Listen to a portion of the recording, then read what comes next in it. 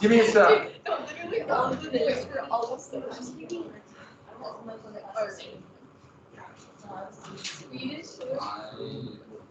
I gotta air it out. Actually, I don't want it to go back. Okay, so first thing is first. Remember I signed that the positive or the defense of slavery? Yes. I had to record this class. For some reason, it didn't record. We all thought it was recording because it had the red line around it. For some reason, so I got to record this class. But I'm just going to post it on. Okay, so don't forget we have. You got to read that defense of slavery. It's also called the Pakenham letter, which I'll get to in a second. And also, I know it just worked out this way. You have a quiz on Monday too on chapter 13. And right now I have 10 questions. You want more? No. How many more? 0. Okay, so we have 100 questions. Yes.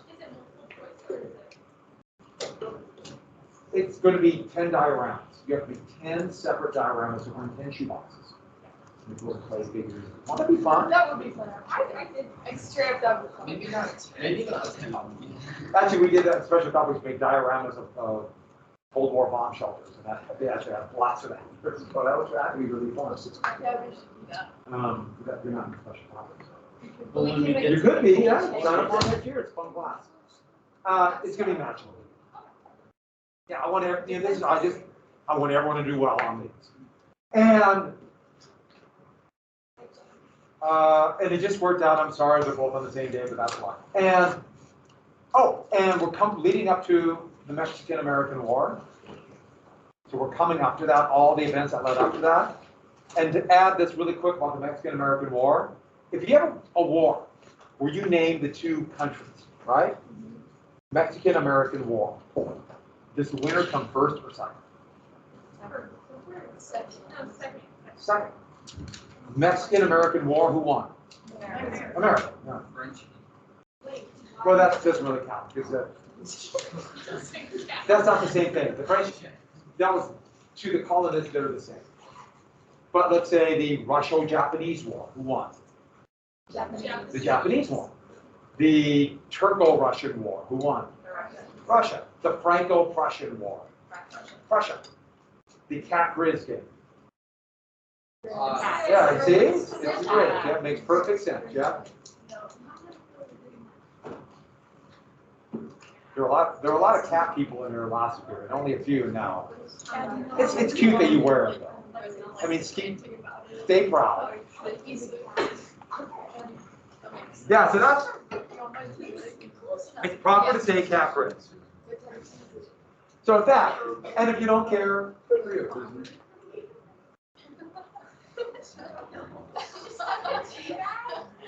Why? Why? Who's that? Do we get to this? No. We stopped at yeah. Oh, TV, you know, and Tyler too, right? And just to review, what became the rallying cry after they massacred all the prisoners? Remember and what's the other one? Goliath. And what was the big issue that would trigger, what was the issue that would directly lead to the War of Texas Independence? Specifically, what did Mexico do? Yeah, ban slavery. Who was the dictator in Mexico? And why did the Mexicans say it was not legitimate? Santa Anna signing away Texan freedom. Because he was high. Not just high. He was on opium. And what happened to him? So I've told you cannibalism, for the most part, is bad. And cannibalism is bad. We're done with this. So right? Everyone got that? Cannibalism bad? Right? Also stopping cannibals with your foot? Bad. See? Life lessons. Life lessons. Cannibal bouncing? Move. Or put someone else in the way. Oh, no, do that. That's bad too. So, what became the Whig strategy?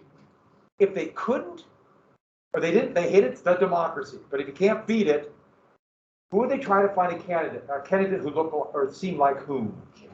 Jackson. Who was the first effort to try to find out? Who was the candidate? It didn't work. Hi, I'm David Crockett. See? Hi, I'm David Crockett. I'm not very good at that. I'm much better with the mask on. Yes, I have a face. One more time. Hi, I'm Davy Crockett. Amazing. You know, I just don't feel self-conscious. All right, so Davy Crockett failed, would lead to a horrific nuclear weapon. And did we get to here? Do we finish this? And so it really showed the difference here. For the big plantations, they didn't want the tariff. They didn't want internal improvements, and they didn't want the bank. They just wanted to have their slaves, their slave labor camps, aka plantations, protected. And so Tippecanoe and Tyler too. There's a big divide in the Whig Party. There's a big divide in the Democratic Party too over slavery. But it's not quite as pronounced as the Whig Party, at least it didn't seem like it at first. And so with that, well, it's going to be dubbed the Log Cabin Campaign. And the reason why a pro-Van Buren, a pro-Democratic newspaper, they wrote an editorial. Editorial, or what you do on these beautiful mountain valleys, honey. Hey, I have no idea why it does that. It used to never do that, then they updated. I love updates. Updates are a lot of fun. John L. Sullivan was a newspaper editor, and an editorial is an opinion piece. It's giving an opinion. It's subjective. It's not news.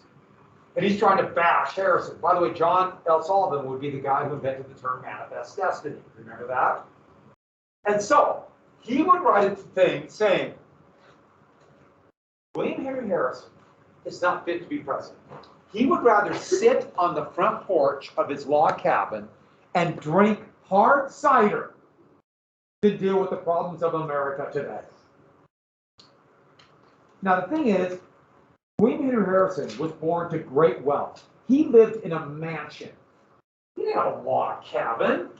He was incredibly wealthy.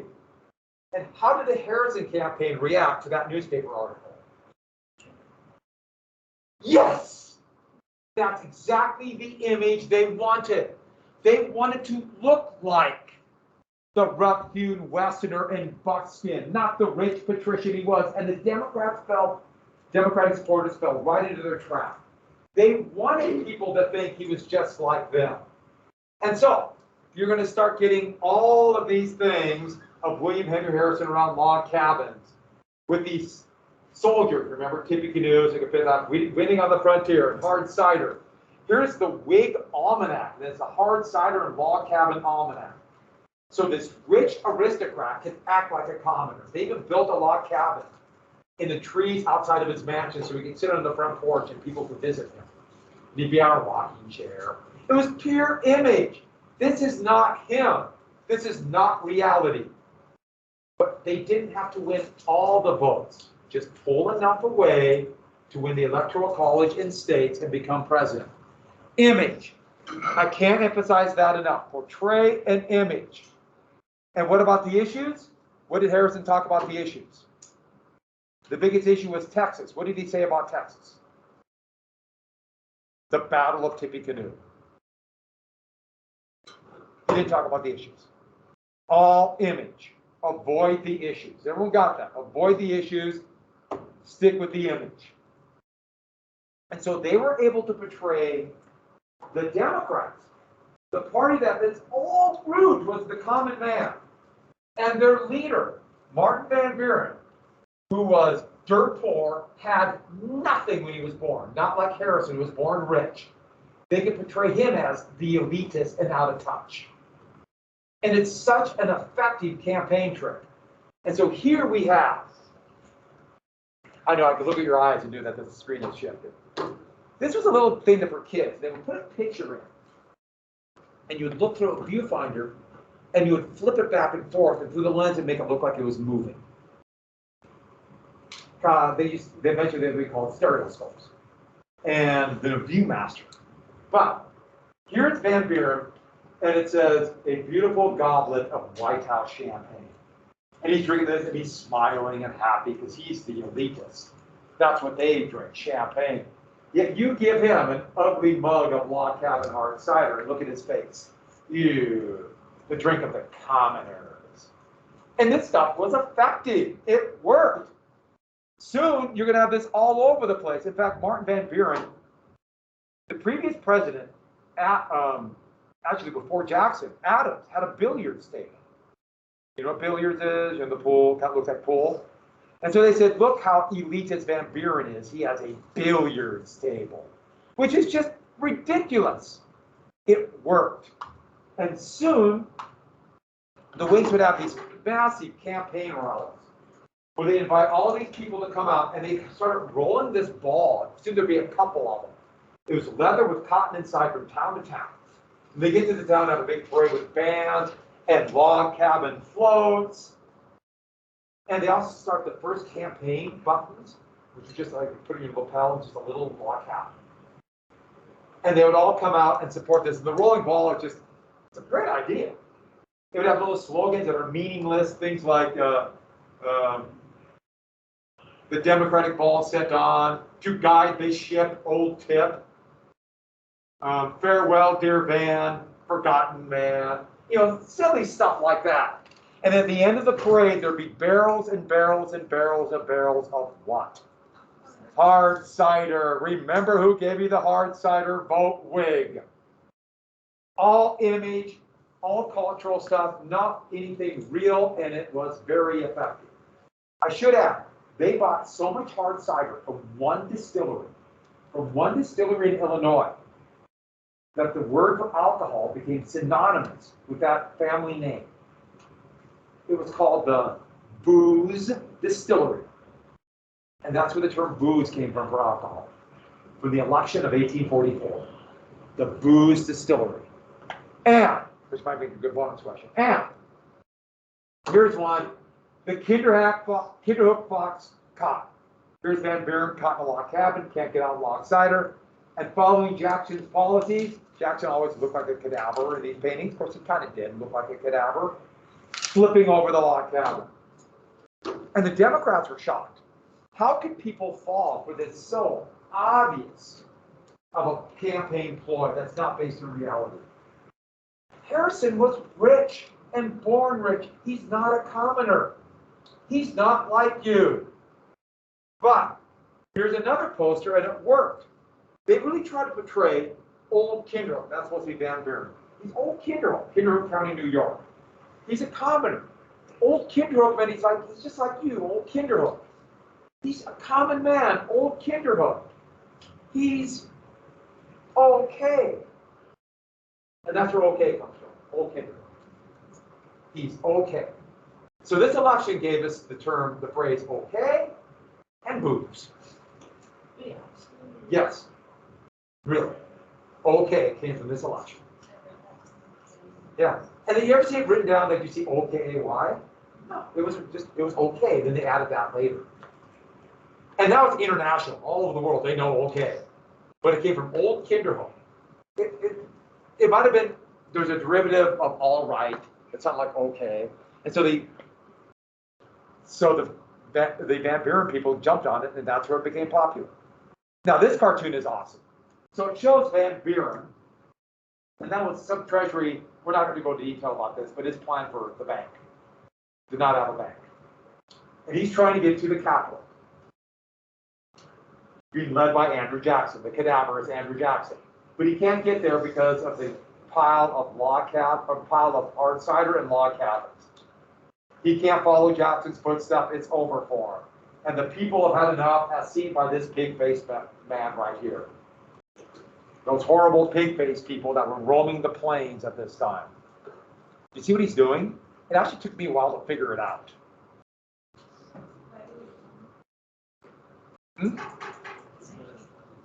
Yeah. This was a gesture of distaste for somebody. Huh? Yeah. Yeah, that is kind of a 4-year-old little kid's one, but then it was like, it's all, yeah, I'll show you. I have a picture, And I'll try to show it to you when we get to World War I. A British soldier going over the top that's leaving the trenches of World War I, this horrific battle called the Somme. And he just gets out. And there must be machine gun range. I mean, death is everywhere. And he goes like this to the Germans. Why not? Yeah. All right. So the Democrats couldn't believe it. They didn't see through this trick. And Harrison won. A big victory. Look at the electoral vote. And Harrison won a national victory. Most elections are not national. National. He won every section. Remember though, these are voters within the state are picking the electors for the state. So every presidential election is like an individual election in the state and then added up on the national level.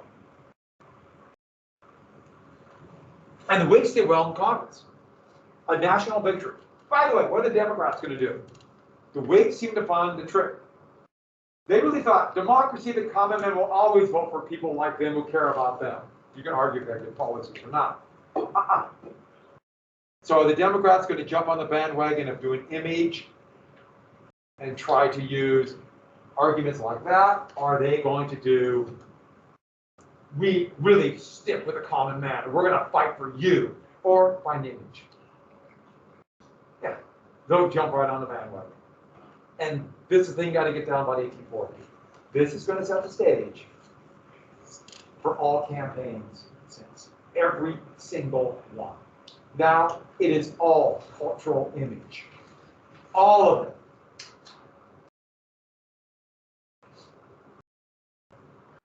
All of it. And it's usually elites trying to act like they're common men.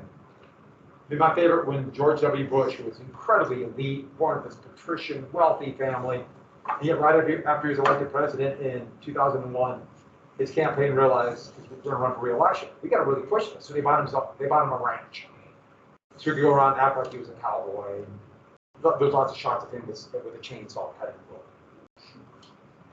And I heard people say, oh, he has a ranch. He must really be a kind of a Westerner. No, he was this rich guy and acted like it. Doesn't mean he's good or bad. It just means that's how they play the image game. And yes, it goes on through today. Right now, in the last presidential election, it was all image. All of it. So with that, his inauguration, he's the oldest man elected president. In fact, he'd be the oldest man elected president until Ronald Reagan was elected in 1980. It seems so weird because our last two presidents have been in their 70s, which is now just become the norm to have these really old men as president. And I guarantee you, 2024, it'll be either the same.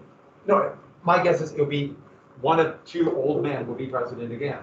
I'm an old man, so I'm allowed to say that.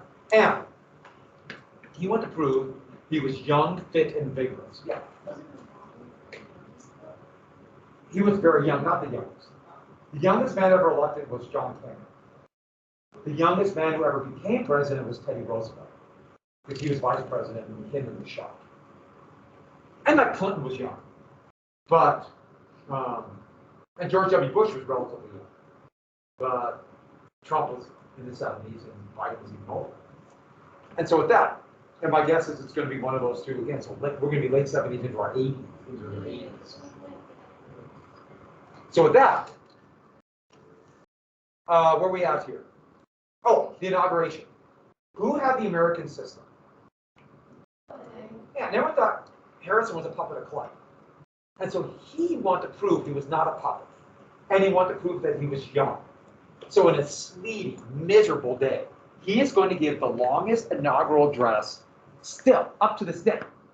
And that includes infamously long-winded presidents like Bill Clinton did 2 of them, and he was infamous for being incredibly long-winded. And he gave this incredibly long, and I've read part of it, a boring speech. Now let's be clear about it. This is a time when people have significantly longer attention spans than people today. And they wanted to hear a speech. And even people who wanted to hear a speech were kind of like, at this. But he didn't wear his top hat either, because he wanted to show he could take the ring. I'm tough. I'm a Westerner. What happened? You get pneumonia. Well, this is what I was told. This is what most people have been told, and this has kind of become like the doctor. That's what they thought then. They thought a cold. Well, what do you do with someone with an infection back in 1841? Hope for the best, maybe pop some leeches on him. But he caught pneumonia. And a month into his presidency, he died. Now that's what everybody said, it was pneumonia. And here is him, a lithograph of him. The first president in American history to die in office. But now we've got to add what we think now. Almost certainly it was not pneumonia. Oh, the weather probably did not help. But he was actually already probably sick. And so when he caught cold, it made it worse. He almost certainly died of cholera. He died of cholera. And he would be the first, it looks like, of 3 presidents to die of cholera. Cholera is a horrific disease, and it's through water. Fecal matter in water. So water that is not clean. And by the way, that should sound gross. I wanted to sound gross, because here's another life lesson.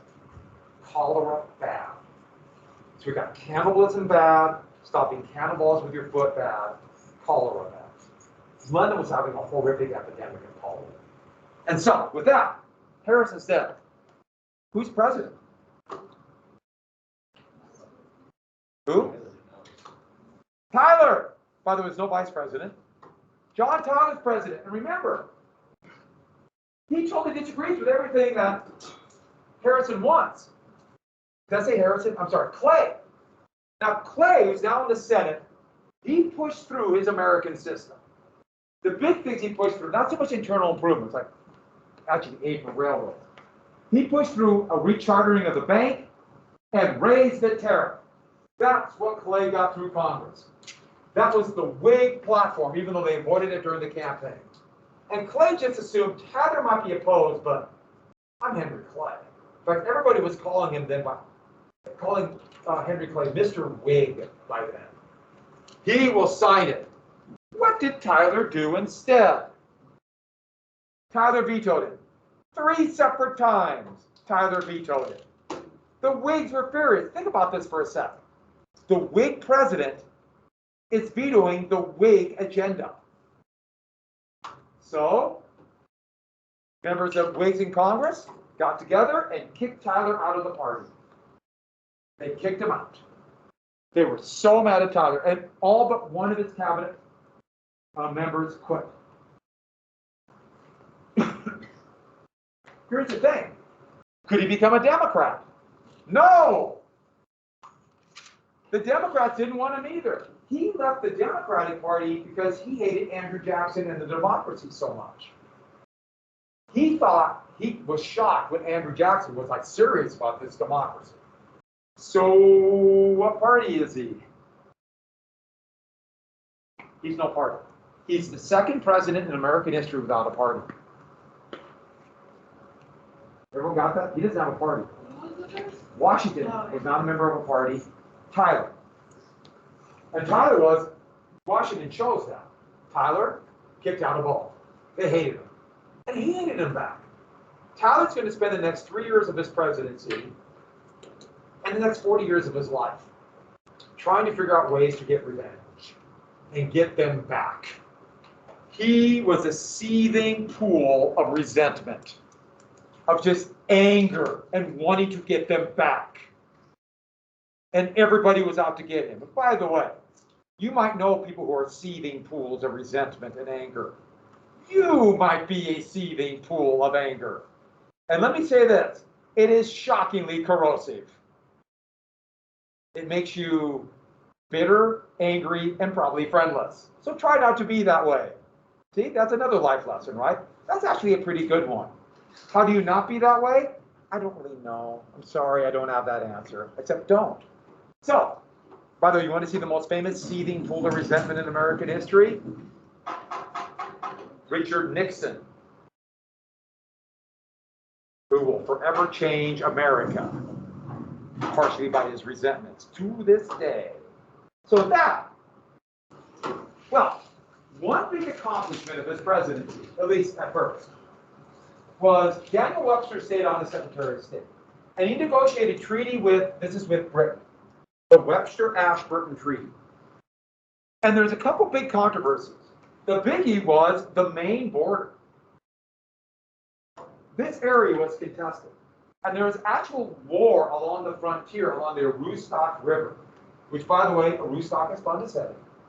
Aroostook, try Aroostook. No, have some passion with it. Aroostook. Pretty good, huh? Which, by the way, would that make a good name for a child? If you have twins, how about that? Then it's good, right? Twins. Aroostook 1, Aroostook 2, right? Perfect. This is a war of lumberjacks. It's always think about, guys on trees, and there's someone down with an axe. Are you thinking what I'm thinking? Major motion picture, right? The Aroostook War. The kids would love it. Okay.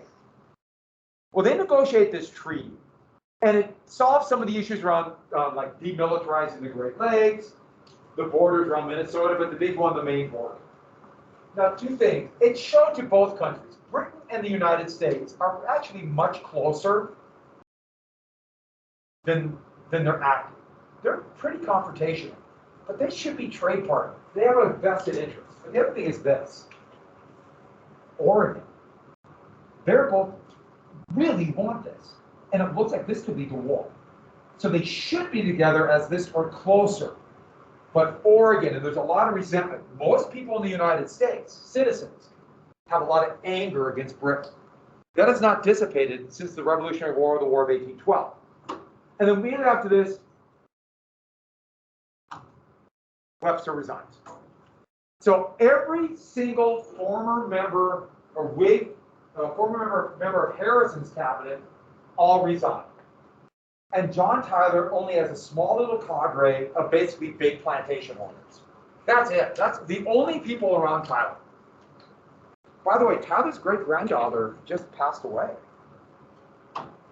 He got remarried after his first wife passed away when he was in his late 60s and had a kid when he was in his 70s. Yeah, I know. And then their granddaughter. So that's a pretty direct connection to our president in that century. Well, back to Texas. Have you heard of Texas? Oh, by the way, I've signed on. That's Sam Houston, the president of the Texas Republic. And they just assumed Texas would be annexed by the United States. What was the issue? Why the United States would not annex Texas? Yeah. Would it be a slave republic or slave states? By the way, do you agree with me? Like this hat? Like this hat? That's pretty cool hat. Well, with that, here's the thing about Texas. Texas has no people. There's no population in Texas. Nobody is moving into Texas. They're withering on the vine. They have land, but no people. No people to work the land, no people to pay taxes.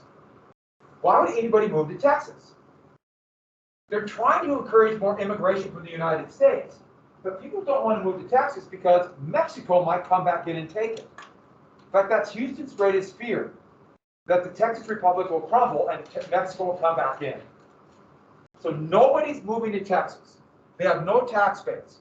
And why will Texas crumble? Mexico's probably not going to invade. They have their own debt issues. But they can't pay back their bonds.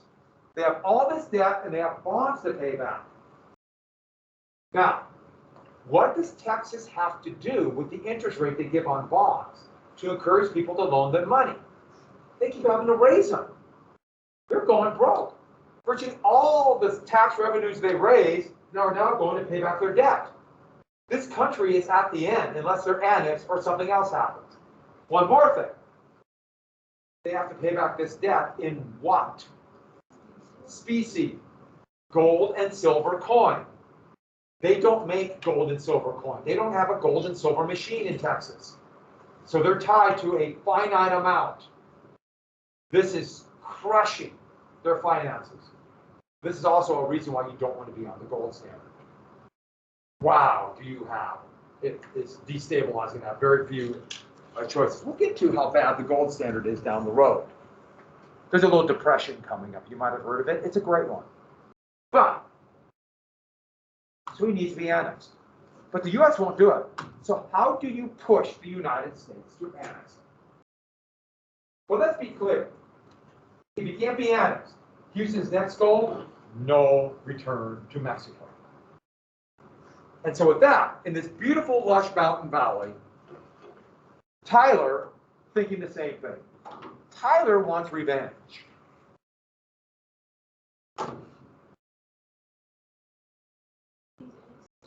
They need annexation. No.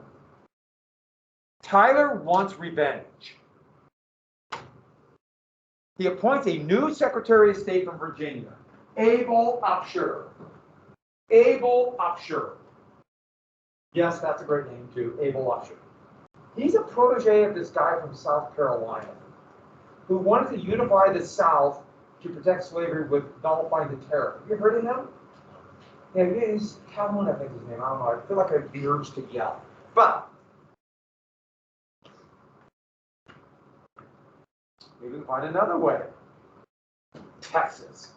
And this will give Tyler his revenge. Upshur is obsessed with annexing Texas to make it a wedge issue between North and South, to divide. You got to pick a side. Why? This will unify the South to protect slavery. And think about Tyler's point of view. Maybe he could ride the wave of Southern support to become president. And also, it will hurt both national parties, which Tyler hates them both, the Whigs and the Democrats. So that's the plan. You're not a true Southerner unless you support the annexation of Texas. I don't care if you're a Whig or a Democrat. He wants to blow the whole thing up, which, by the way, this is a wedge issue. Slavery in the territories, that will blow up the Whigs and nearly blow up the Democrats. That's coming. So everyone got that. A wedge issue. Hurt the Whigs, hurt the Democrats. What if Britain? Britain. No one likes British, except British. Houston would initiate talks with Britain at the same time. Why? He knows the United States will go nuts. He says, well, if the U.S. won't annex us, let's talk to Britain and make Texas a protectorate of Britain. What does that mean? Texas is still technically independent, but under the protection and therefore a little bit of control of Britain. Allow Texas to become under the umbrella of the British Empire. Houston does not want this, but he knows it will infuriate the United States. He is desperate. But you know what? Even if they do become a protectorate, better than being under Mexican control again. He's worried if he's under Mexican control, people like him will be lined up and shot. So, one more thing. What did Britain ban in 1837? Anyone know? Slavery. So get this down. Britain became the leader in the anti-slavery movement. The leader. The Royal Navy patrolled the Atlantic Ocean, stopping slave ships going to New Spain and then trickling into the United States. Britain saw it as their mission to end slavery. Yes, there's some hypocrisy there, a lot of hypocrisy, but Britain is going to stop slavery. The working people of Britain actually have been revolting for more rights, and they hate slavery. So Britain is an anti-slavery nation. And so, if Britain is going to allow Texas into the Union, allow Texas to become a protectorate, that means Texas is going to have to do what about slavery? And thus, we'll use the terminology they would say, a free country. No slavery. Do you see what he's doing? He's jabbing the United States. He's jabbing. I should add, Britain has this huge population of horrifically paid workers living in absolute misery, demanding more rights. This huge group of people. Texas needs people. Do you see it? Couldn't Britain send their excess population to Texas? Everyone's happy. It's actually a clever idea by Houston, and once again, Houston's point of view. Better than the Mexicans taking over. And so, the British respond very non-committal. Lord Ashburton, their foreign minister, same over the Webster Ashburton Treaty, responded to this letter with, we'll do this, I'll do something with about slavery. It took the British by surprise. They were very non-committal. To Britain, this was not a real option. But what happened when the Texans got this letter? They had it published in newspapers all over the United States. And there was talk of a new flag for Texas. They never actually made it, but this is as close as what I've seen what it looked like. Perhaps the single star, and now instead of the red, white, and blue stripes, the Union Jack. It's kind of cool, I think. I don't know. I mean, it's kind of weird, too. Well, the Southern reaction, well, this might surprise you, but the Southern reaction was fury and threatening to blow the whole thing up. This is kind of unusual, isn't it? They never reacted like this before. Oh, let me rephrase that. This is how they always acted. You don't do what we want, we'll destroy the country. And it seemed to work before. So they said, we'll secede. We'll blow the whole thing up. If the United States allows the Texan Republic right here to become part of the British Empire, we're out. This is intolerable. Because what was the law that said no slavery north of 3630? The Missouri Compromise. They think we can't get slaves here. We need to spread this way. And a British colony here, and it stops. But that's not the only reason. The other reason is much more close to home. Here's the biggest area of plantation growth because of cotton. And slaves, this might shock you, they actually don't particularly like slavery. And they run away. It's a long ways to run up to the north, to areas where runaway slaves can go. In fact, they either got to go to here or Canada. They weren't friendly to them here. But if this became a spot, they literally called it a free Texas as a safety valve for runaway slaves. Wouldn't that encourage lots of slaves to run away? It's relatively close. And remember, back in 1819, I mentioned this before, that was the reason Jackson and the militia would invade Florida to keep Spanish Florida from being a safety valve. So, they're not done yet. So slaves will run away, but Britain, being anti-slavery, will play into the greatest fears that slaveholders have. What is the greatest fear? The British will arm the slaves, and Texas will become a base for starting slave rebellion. So they'll do raids into the South, they'll encourage rebellion, and whenever they're trying to be stopped, they run away to Texas to be protected by the British. This would become a way to destabilize the entire South. In fact, the way they would have said it was, if you allow Texas to be a British protectorate, you are condemning us to have our throats cut in the middle of the night. You're condemning us to a brutal death and our children to a brutal death. This is a classic example of, what's the word for exaggeration for effect? This is hyperbole. Does it work? Yeah, it works. If you're already scared, this matches all of your fears, regardless of how ridiculous it was. And then Upshur blew up. And so when Abel Upshur, a 20-pound cannon, or 20-pound parrot exploded, Abel Upshur exploded, he's gone, they need a new Secretary of State. A 20-pound parrot. No. You know what a parrot is? A parrot is a cannon with a rifled barrel. So it's more accurate. They just call it a parrot. That's something to do with shaping of the cannon. It's hard to forge iron cannon. I mean, who's trying to forge an iron cannon at home? Most of us, right? It's difficult. Well, the back has a lot of pressure on it. And so when they're test firing it, Upshur and others were on a little platform watching this, the cannon was supposed to go this way. In fact, it went this way. And he was in the middle of the backfire. Upshur died while testing this parrot. The ironic name of the cannon, the Peacemaker. But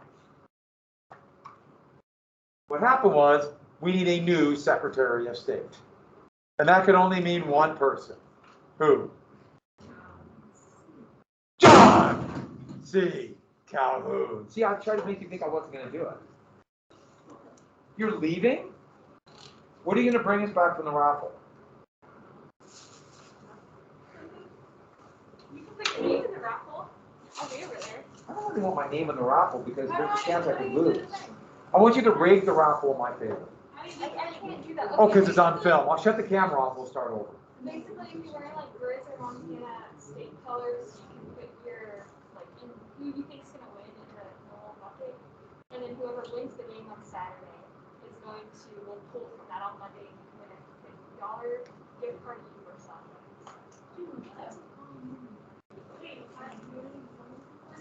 But you need cat or grizz things. So here's Calhoun, and he's the new Secretary of State. Now, he'd already tried to find a way to divide a wedge issue. One of the most amazing things was going on at this time called the gag rule. And this was started back in 1837. What it said was Congress voted to say, we will not allow the word slavery. No debate about slavery on the floor of either house of Congress. Basically telling Southerners of both parties, you better vote for this. This is a direct violation. I mean, almost shockingly direct violation of what little document? Yeah, the Constitution. They wouldn't accept petitions either if it mentioned slavery. But there's no way to stop a law that's unconstitutional. Unless, well, actually it was unclear then. Today there needs to be a court case. And you have to have it directly affect you. So this went on for a decade. So while this was all going on, they could never actually utter the word slavery. The most decisive issue, and there's a lot of comparison to Congress today. They're just frozen by their own rules. That's a picture of Calhoun.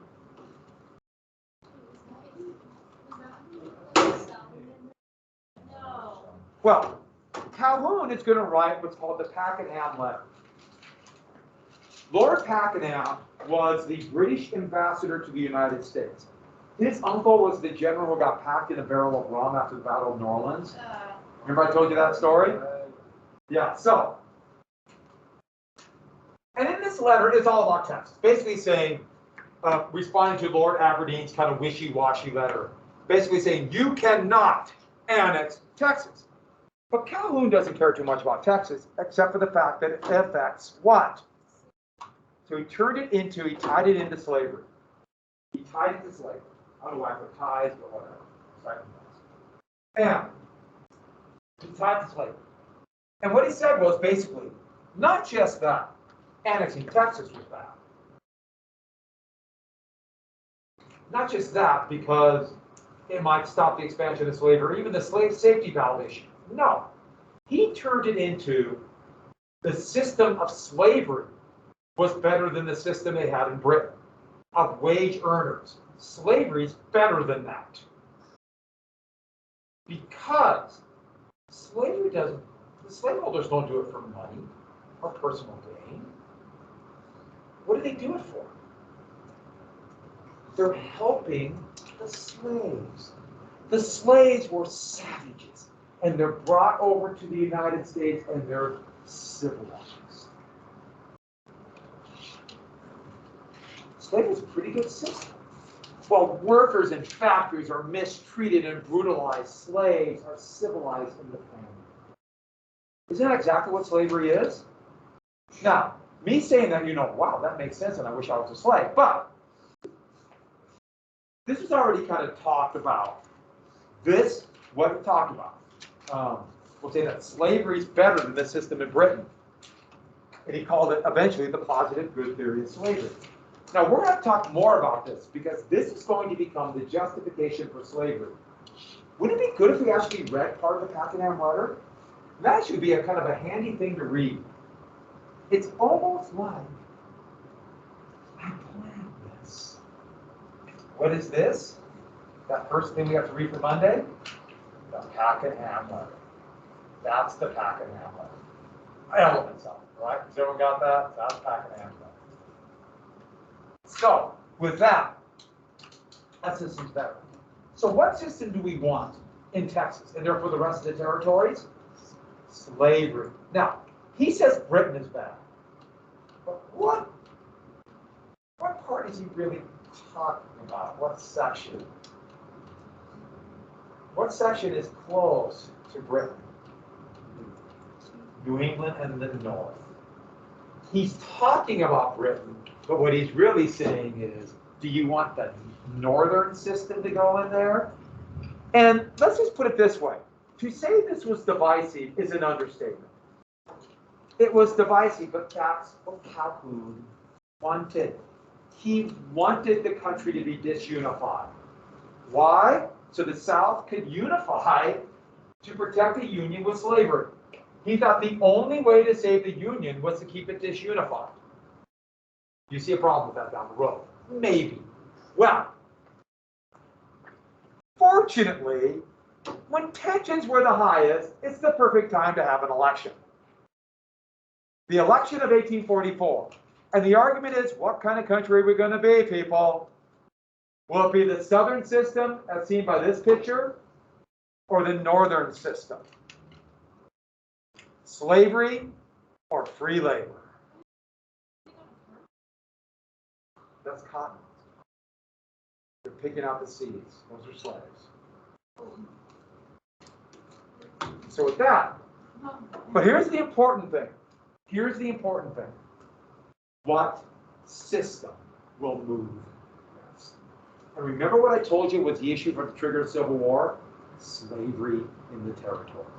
Because whatever system the U.S. says will move west, that is the United States. The United States saying it's the best system. And so therefore you have people like Calhoun saying slavery is the best. And if you don't have slavery go westward, you're saying that the Southerners are immoral. And you're going to cut our throats in the middle of the night.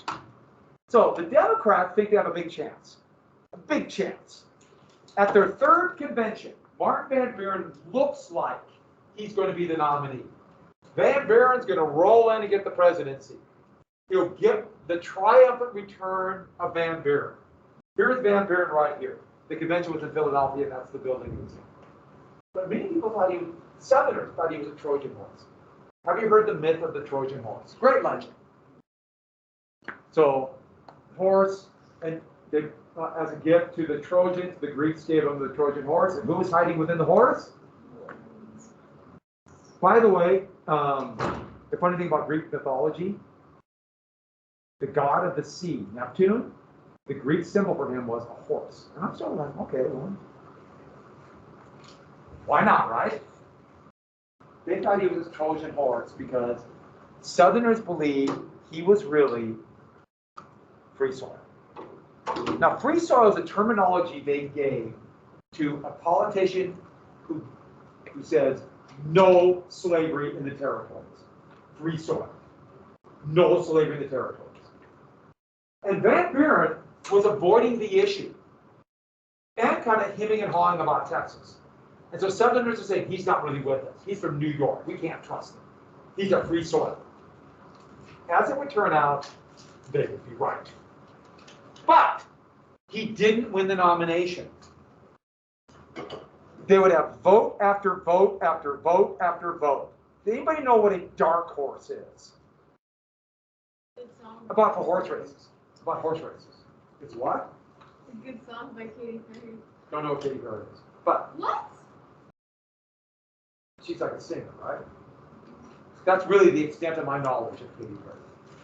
Dark Horse, though, was the record label of George Harrison. Moving on. Now, you know what a dark horse when it comes to horse races? Sorry, You know? we don't gamble much here.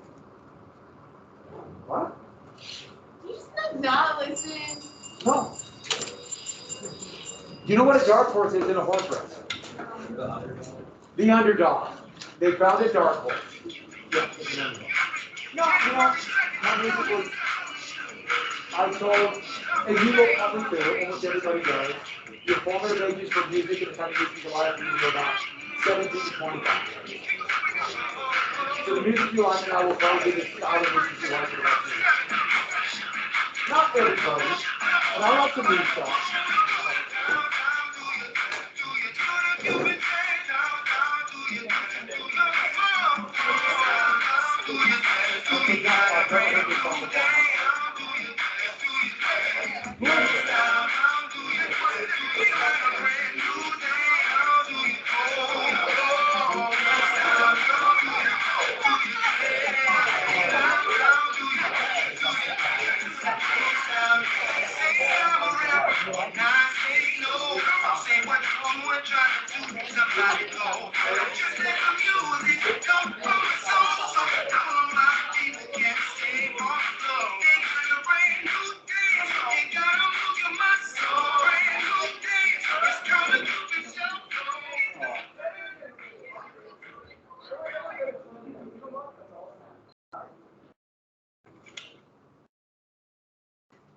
Don't forget your lunch. Yeah.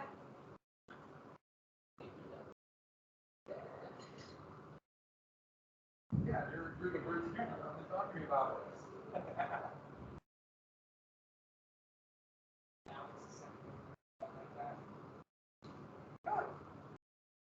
One thing I have a bunch of them.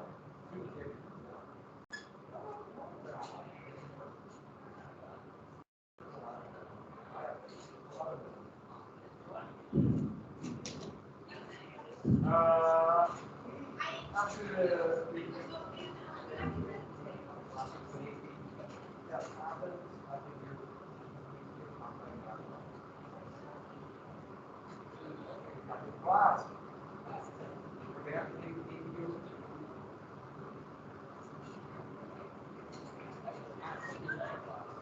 Are you?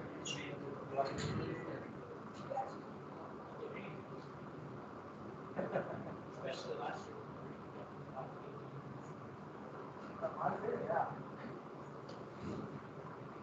Yeah. Okay.